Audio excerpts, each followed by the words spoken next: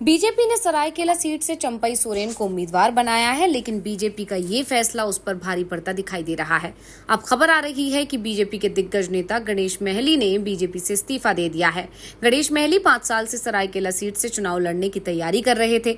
2014 में बीजेपी ने यहां से उन्हें टिकट दिया था।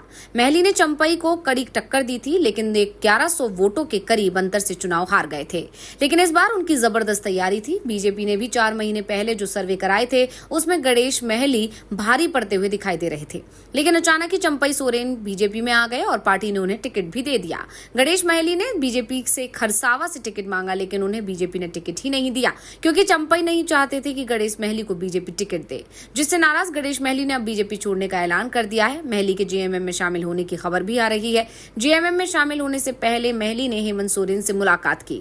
दरअसल जिस दिन चंपई ने जेएमएम से इस्तीफा दिया था, उसी दिन से हेमंत सोरेन ने अपना फोकस सरायकेला सीट पर बढ़ा दिया था।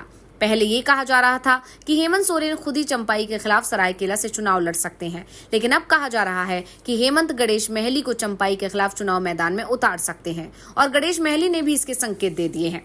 उन्होंने कहा है कि हेमंत दादा से बात हो गई है और उन्होंने चुनाव में तैयारी करने को भी कह दिया है। जेएमएम की टिकट पर मैं सरायकेला सीट से चंपई सोरेन के खिलाफ चुनाव लड़ूंगा। गणेश महली ने टिकट आवंटन के बाद कहा कि वो बीजेपी से इस्तीफा दे रहे हैं। महली ने कहा कि चंपई सोरेन जब पार्टी में आए तो हम लोगों ने उनका स्वागत किया और बिना किसी विरोध के सरायकेला सीट छोड़ दी। इसके बाद खरसावा में चुनाव की तैयारी शुरू कर दी। खरसावा सीट से अर्जुन मुंडा चुनाव लड़ते रहे हैं, लेकिन अर्जुन मुंडा ने कहा कि गणेश तुम यहाँ से तैयारी करो, मैं विधानसभा चुनाव नहीं लड़ूंगा। अर्जुन मुंडा ने खरसावा सीट छोड़ दी। अपनी पत्नी मीरा मुंडा के लिए पोटका सीट से टिकट मांगा और बीजेपी ने मीरा मुंडा को टिकट दे भी दिया। लेकिन खरसावा सीट जो अर्जुन मुंडा की इच्छा थी कि गणेश महली को मिले, उस पर चंपई ने हम लोगों को राजनीति से आउट करना चाहते हैं। इसका परिणाम आने वाले समय में दिखेगा। बीजेपी छोड़ने के साथ ही गणेश महली ने यह भी साफ कर दिया है कि उनके साथ हजारों की संख्या में बीजेपी के कार्यकर्ता भी जेएमएम आ रहे हैं। इसके बाद सिर्फ सरायकेला ही नहीं बल्कि कोल्हान की सभी 14 सीट जिस तरह से बीजेपी 2019 में हारी थी, उसी तरह से इस बार भी हारने वाली है। जेएमएम में शामिल होने से पहले गणेश महली ने भाजपा प्रदेश अध्यक्ष बाबूलाल मरांडी को पत्र लिखा है, जिसमें उन्होंने कहा है, मैं गणेश महली भाजपा जिला उपाध्यक्ष सहित पार्टी के प्राथमिक सदस्यता से इस्तीफा दे रहा हूं।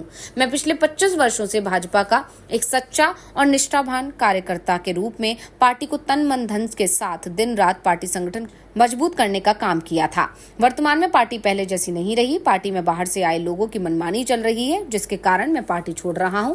अनुरोध है कि मेरा इस्तीफा स्वीकार करने की कृपा की जाए। साफ है, चंपई सोरेन के आने से बीजेपी को क्या फायदा मिलेगा ये तो 23 नवंबर को पता चलेगा जब नतीजे आएंगे।